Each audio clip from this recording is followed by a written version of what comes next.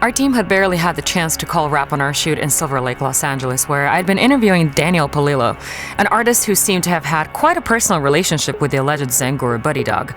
When out of the blue, I received a message through an encrypted, non-traceable messaging platform from a source identifying himself as Serge, claiming to have information on Buddy Dog and one of his disciples. I quickly learned that Serge was an ex-French intelligence service professional.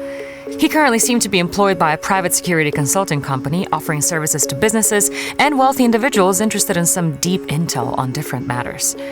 I have no clue who had hired Serge to do digging on Buddy, but as soon as the trail which had led me to Silver Lake and Danny Polillo started to go cold, a new fire had started to kindle in the east. Far east. Monsieur Serge, codename Tantan, started to drop names of patrons, oligarchs, muses, tax haven banks, and links to collapsed cryptocurrency stock exchanges. He packaged up a smoking hot trail onto a zip file, which was sent to my team. From the file, we unpacked a photo of an anonymous male, South European by the looks of him, and a phone number, starting with the Japanese country code. Nervously, I placed a call. A Japanese male voice answered, speaking in old Kansai dialect. Because of my martial arts background, I'm fluent in Japanese, so we had a brief conversation. As a result of the call, I uncovered a new name, Satoshi Kobayashi, but no other details. Through a contact deep in a Japanese underworld, I managed to find a link with Kobayashi and Kiyoharu Art Colony, an art center located deep in the mountains of Yamanashi, Japan.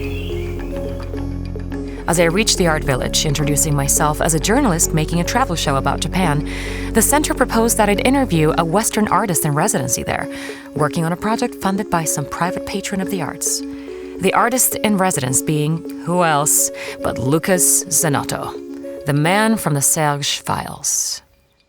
And that is where we are today, high above the mountains of Yamanashi, meeting with Lucas.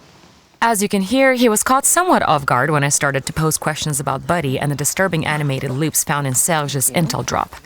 Like Daniel Polillo in Los Angeles, Lucas seemed to first shy away on the subject of Buddy Dog, claiming as if he had no idea that Buddy actually even existed. I'm kind of a bit confused right now.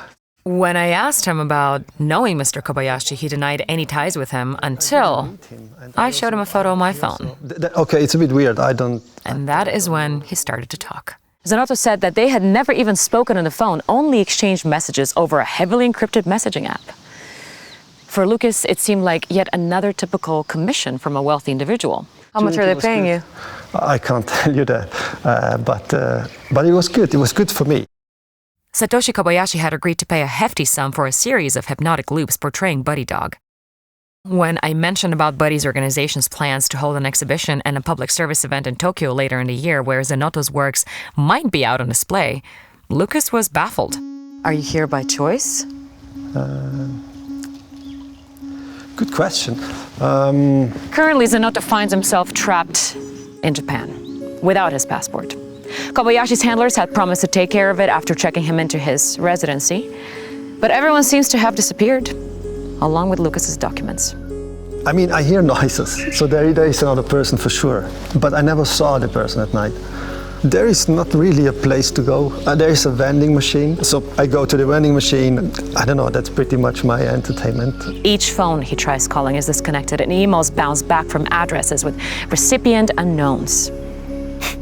Makes one wonder, who has a hold on the leash?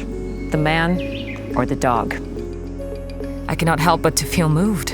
An artist caught in the mountains somewhere in Japan, slaving under a pile of cash for a dog whose thoughts are still as unknown as ever. What is Buddy Dog thinking indeed, and what are his minions up to? I'm left unsure if Lucas is yet another pawn of Buddy's manager Fluffy. While I say ciao to Lucas, I start to turn my eyes toward the rumored up-and-coming exhibition set to be staged in Tokyo in the near future. As the case seems to be with Buddy, the more questions are asked, the more are sprung up. Instead of turning pages of a diary, it would be more accurate to call this the foraging in the depths of a Zen salt mine. I sincerely hope that there will be an exhibition, as I will surely be there. And if then, finally, I'll get the chance to take a good look into the horse's, or I should probably say, dog's mouth, and ask the question on everyone's mind. Mr. Buddy Dog, what the hell are you thinking? Until then, this is Maggie Sharp signing off from the land of the rising sun. Sayonara.